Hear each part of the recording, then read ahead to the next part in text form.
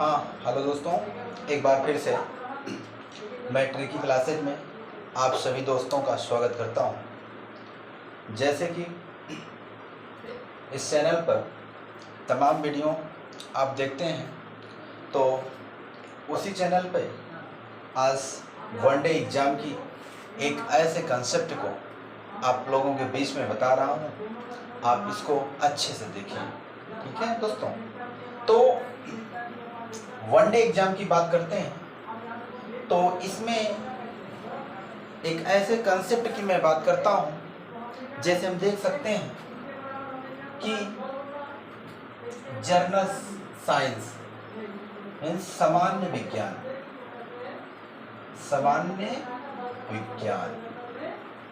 ठीक। अब सामान्य विज्ञान की बात करते हैं, ठीक। तो सामान्य विज्ञान में पहला एक टॉपिक है, मैं लेता हूँ केमिस्ट्री।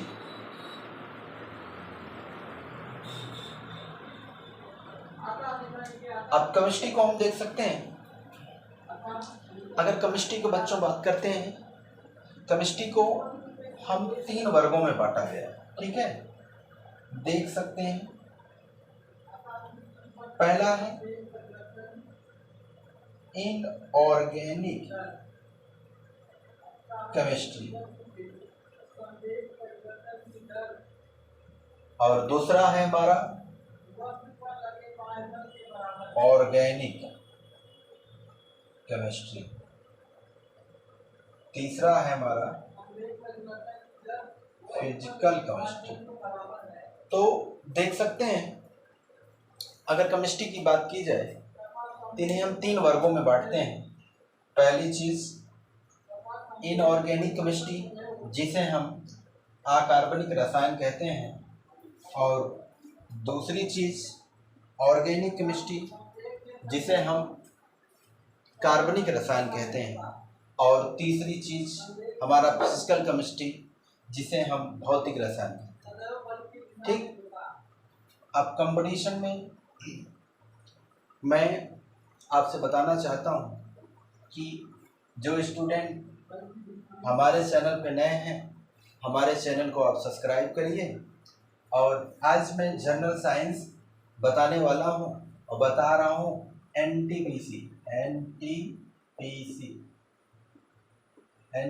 रेलवे का जो जनरल साइंस में पूछे जाते हैं क्वेश्चन, उनकी मैं चर्चा कर रहा हूँ।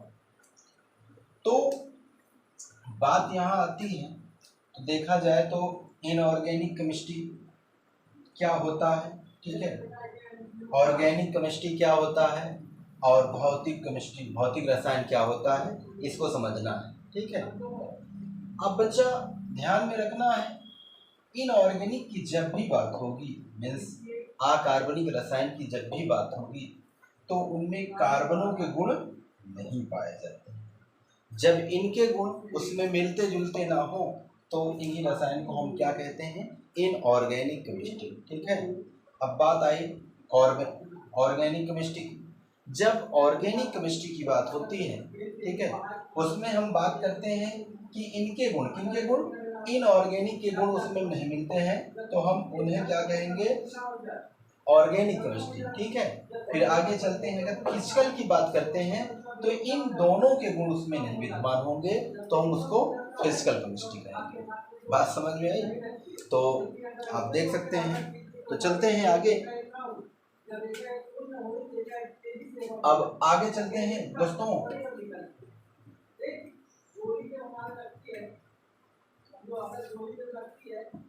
हाँ आगे चलते हैं। तो आप देख सकते हैं, पहला चीज अब आया हमारा मिश्रण। जब भी मिश्रण होता है तो 2 पदार्थों में होता है। मिश्रण आप करते हैं तो 2 चीजों में, जैसे कहते हैं ना, दाल और चावल और दाल का मिश्रण। जैसे कहा आपने चावल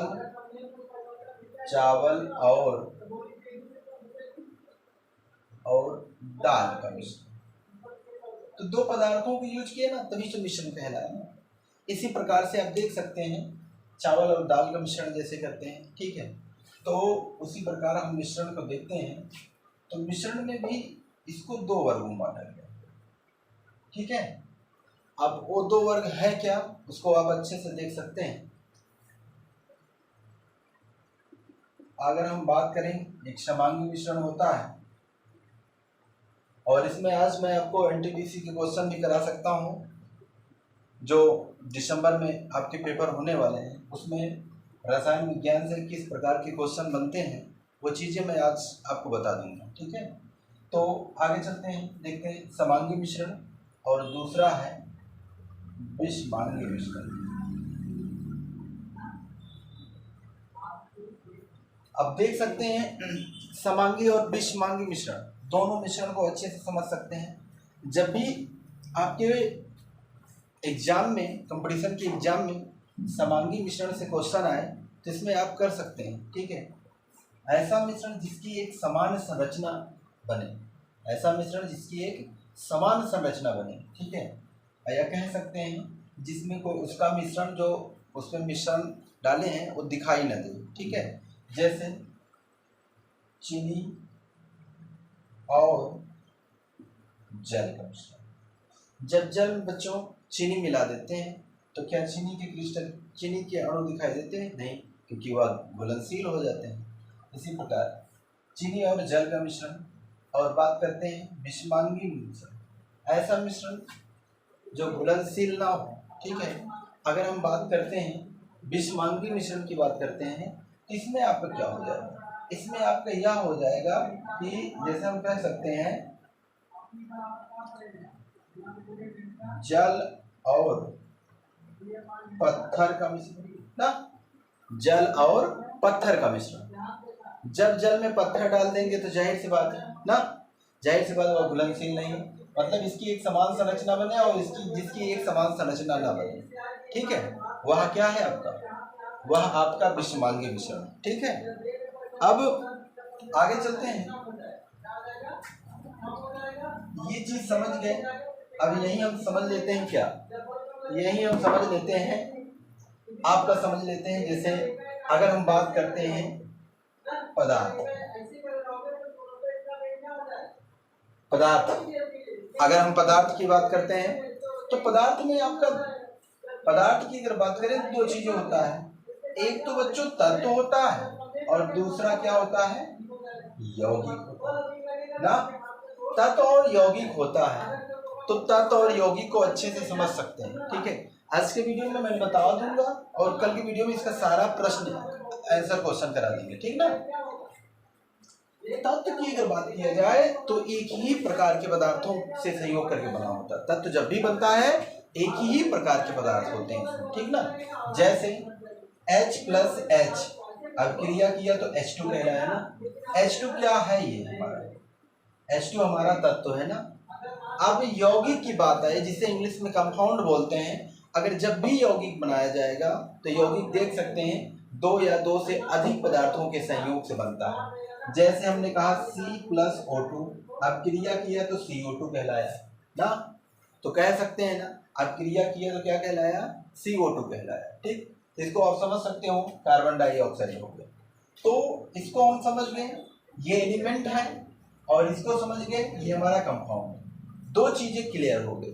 ठीक है, अब बात आती है, थोड़ा और आगे चलते हैं। ठीक है,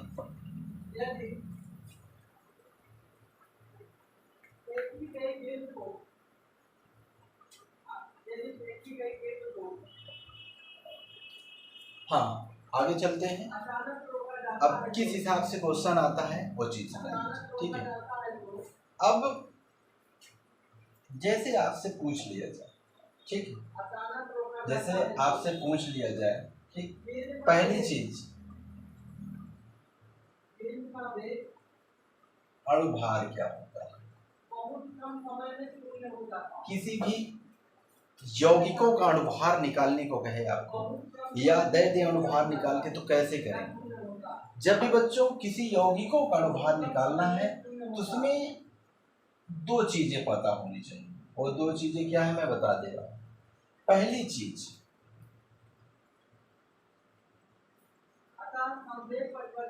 प्रमाण क्रमांक, और दूसरी चीज अगर देखते हैं तो द्रव्यमान संख्या। यहाँ देख सकते हैं, दो चीज होना बहुत जरूरी। पहला चीज एटॉमिक नंबर, दूसरा चीज मोलर मास। ठीक है, अगर ये दो चीजें आपको पता है, ठीक है, तो किसी भी यौगिक का अनुभार आप अच्छे से निकाल सकते हैं। ठीक है, अब बात करते हैं, जैसे अगर हम बात करें, अब किसी को ले लेते हैं, जैसे हमने कहा NaCl, अगर कहें तो इसका नाम होता है बच्चों सोडियम क्लोराइड। अब ये है सोडियम क्लोराइड, तो सोडियम क्लोराइड को अच्छे से समझ सकते हैं। NaCl से सोडियम क्लोराइड होता है, एक प्रकार का साधारण नमक का सूत्र होता है। ठीक ना, जब इसको समझना है, इसको बड़े आसानी से कर सकते हैं। अगर सोडियम क्लोराइड का अणुभार निकालना है, ठीक है ना, अणुभार निकालना है तो बड़े आसानी से कर सकते हो। अब यहाँ हम देख सकते हैं कि सोडियम 23 होता है, ठीक है, और क्लोरीन 35.5 होता है। अगर दोनों को ऐड करते हैं तो ये हो जाएगा 58.5।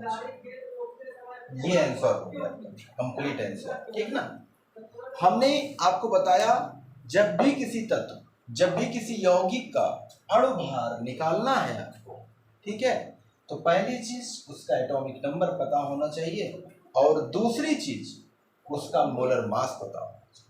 ठीक, जब दोनों चीज पता है तो इसको बहुत अच्छे से कर सकते हो। आगे लेते हैं, एक दूसरा एग्जांपल लेते हैं, NaHCO3, ये इधर साइड में कर देते हैं। NaHCO3 इसको कहते हैं सोडियम बाइकार्बोनेट। क्या कहते हैं? सोडियम बाइकार्बोनेट, सोडियम बाइकार्बोनेट, इसका नाम क्या हो गया? Sodium bicarbonate. ठीक है, अगर इनका हम करेंगे तो सोडियम 23 होता है, प्लस हाइड्रोजन 1 होता है, प्लस करते जाओ, कार्बन 12 होता है, ठीक है, प्लस ऑक्सीजन 16 होता है, मगर यहाँ O3 दिया है। जब O3 दिया है 3 से गुणा कर दिया, अब टोटल कितना हो जाएगा? 84। ये कंप्लीट आंसर है। ठीक है, इसी प्रकार के तमाम क्वेश्चन कर सकते हैं। अब नेक्स्ट वीडियो में इसका अगला टॉपिक मैं आपको बताऊंगा।